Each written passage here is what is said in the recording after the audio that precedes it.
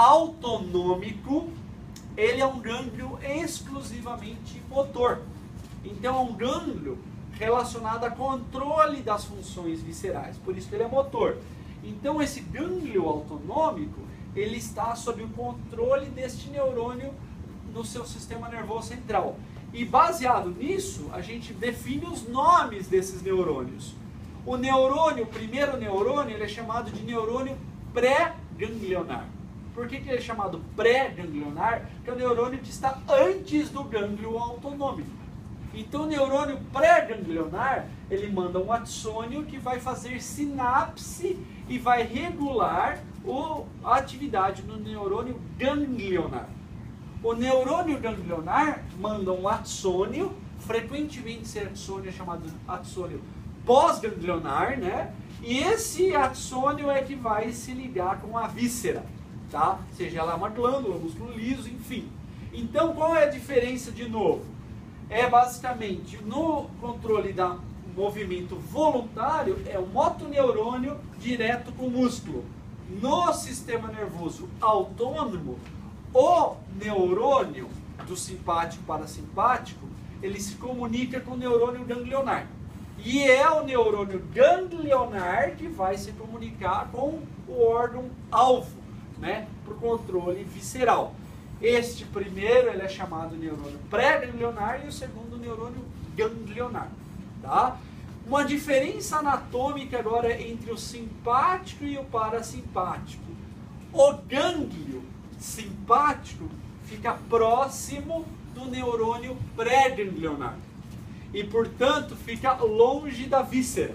Isso significa que o axônio do neurônio pré-ganglionar simpático é curto e quem é longo é o axônio do neurônio ganglionar.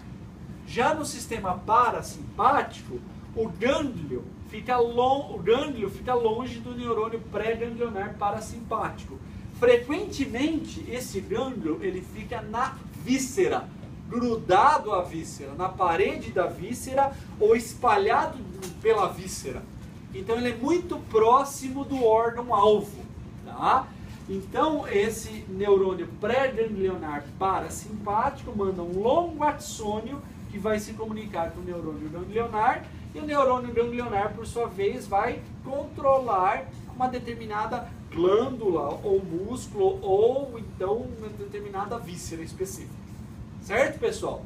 Então essa diferença anatômica a gente tem que lembrar.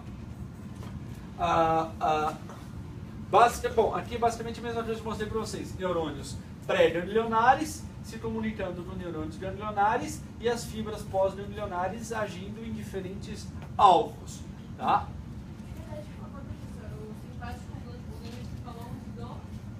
É longe?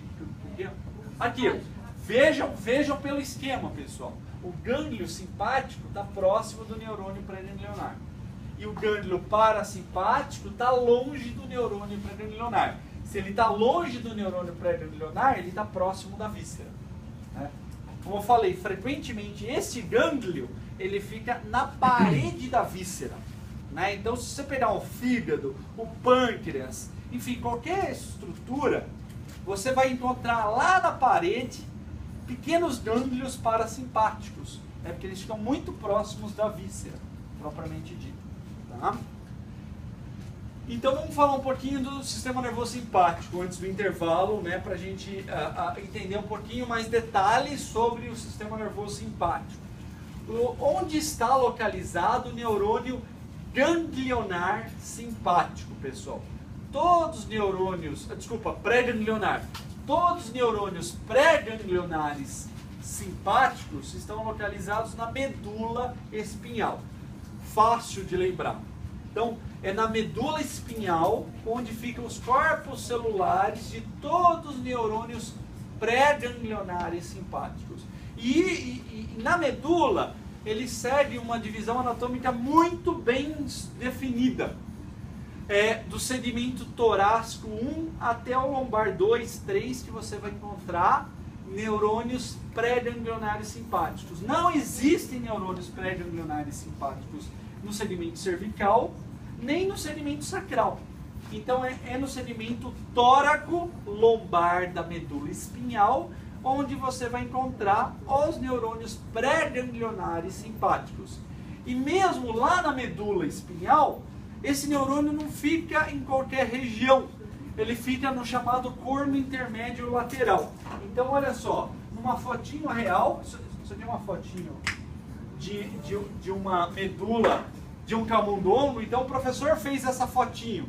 Fui lá, peguei um bichinho, cortei a medula espinhal dele e eu fiz uma marcação em verde para a enzima que sintetiza acetilcolina. Então cada neurônio em verde é o neurônio que produz acetilcolina. Esse é o corno dorsal, sensorial. Este é o corno ventral, motor. E aqui é a coluna intermédio lateral, né? Que fica, a coluna intermédio fica aqui no meio entre o sensorial e o motor somático, tá? Esses neurônios no meio são neurônios simpáticos, tá? Que expressam acetilcolina. O que são esses neurônios que expressam acetilcolina no corno ventral, pessoal? Neurônios motores somáticos. Eles inervam quem, pessoal? Músculo esquelético. Então esses são os motoneurônios que controlam o movimento voluntário. E esses são motoneurônios simpáticos, né? Mais especificamente neurônios pré-ganglionares simpáticos, tá? Então todos os neurônios, os neurônios pré-ganglionares simpáticos ficam no corno intermédio lateral. Então, deste corno intermédio lateral, esses neurônios mandam um axônio que sai pela raiz ventral e eles vão fazer sinapse em gânglios simpáticos. Existem dezenas de gânglios simpáticos, tá? A maioria dos gânglios simpáticos ficam próximos à medula espinhal. Não são esses da raiz dorsal. É um gânglio simpático. Existe o gânglio simpático e o gânglio da raiz dorsal. São duas coisas separadas. Os gânglios simpáticos também ficam próximos da medula espinhal, tal como os gânglios da raiz dorsal. E esses gânglios simpáticos contêm neurônios ganglionares simpáticos. Os neurônios ganglionares simpáticos mandam um axônio que vão inervar as mais diferentes vísceras que vocês têm. E a gente vai discutir a ação do simpático já já, tá? Além desses neurônios nesta cadeia simpática, então vejam, esses neurônios que ficam próximos à medula espinhal, eles são chamados neurônios da cadeia simpática. Por quê? Esses neurônios têm a característica de cada gânglio se comunicar um com o outro. Então eles, embora sejam gânglios separados, existe uma intensa comunicação entre um gânglio e outro, dando o nome dessa cadeia simpática, mas nada é do que um conjunto de gânglios simpáticos próximos da medula espinhal.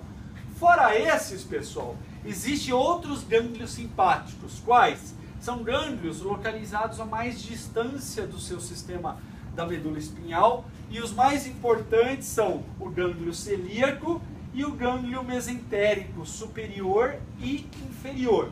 Então esses três gânglios, eles são responsáveis por inervar várias das nossas vísceras aqui. Então, em resumo, pessoal, como que está distribuído os neurônios motores simpáticos? Os neurônios motores simpáticos se distribuem pela medula espinhal, né, compondo os neurônios pré-ganglionares simpáticos. Na medula espinhal, eles ocupam o segmento intermédio lateral dos níveis torácicos e lombar. Esses neurônios mandam axônios que vão se comunicar com neurônios ganglionares simpáticos. Esses neurônios ganglionares estão localizados, na sua maioria, na cadeia simpática. Alguns gânglios simpáticos ficam fora da cadeia simpática. Uma última informação importante sobre o sistema simpático. Existe um outro gânglio simpático fora da medula espinhal que na realidade representa uma glândula, que é a glândula adrenal, também conhecida como glândula suprarrenal. Já escutaram falar dessa glândula, pessoal? A glândula adrenal, ou pelo menos uma parte dela, a medula da adrenal, que é uma parte da glândula, pode ser considerada um gânglio simpático. Por quê? Porque a medula adrenal também recebe, cadê, ó? Também recebe inervação de neurônios pré-ganglionares simpáticos. E aqui, pessoal, na sua medula da adrenal, você tem neurônios modificados. E esta modificação faz com que esses neurônios não tenham axônios que ajam em órgãos-alvo. Na realidade, esses neurônios liberam neurotransmissores na corrente sanguínea. Que neurotransmissores são liberados pela glândula adrenal, né, pelo córtex da adrenal? A adrenalina e noradrenalina, principalmente a adrenalina. Então, pessoal, a glândula adrenal acaba funcionando como um agente do seu sistema simpático. Por quê? Quando você precisa ativar o seu sistema simpático, um neurônio pré-ganglionar simpático vai lá, ativa o córtex, a medula da adrenal, e a medula da adrenal vai secretar adrenalina e noradrenalina, tá? Então, basicamente, o seu sistema simpático ele funciona de duas maneiras distintas. Você pode ter uma inervação direto no órgão-alvo ou a liberação de hormônios na corrente sanguínea. Isso explica, pessoal, porque o sistema simpático tem um efeito mais amplo do que o sistema parasimpático. E a razão é o seguinte: o sistema, vamos dizer, para um sistema nervoso afetar um órgão-alvo, você precisa de uma inervação para esse órgão-alvo. Já o sistema simpático pode alcançar qualquer célula do corpo. Por quê?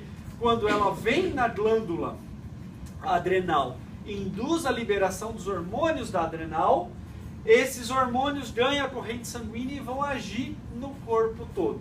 Então, frequentemente, quando você tem uma forte ativação do seu sistema simpático, você tem uma ativação de todo o sistema simpático no corpo todo, né? Já o seu sistema parasimpático, ele não dispõe desse mecanismo e às vezes ele afeta órgãos isoladamente, enquanto a ativação do seu sistema simpático é capaz de afetar simultaneamente todos os órgãos do seu corpo, principalmente devido à secreção de adrenalina e noradrenalina.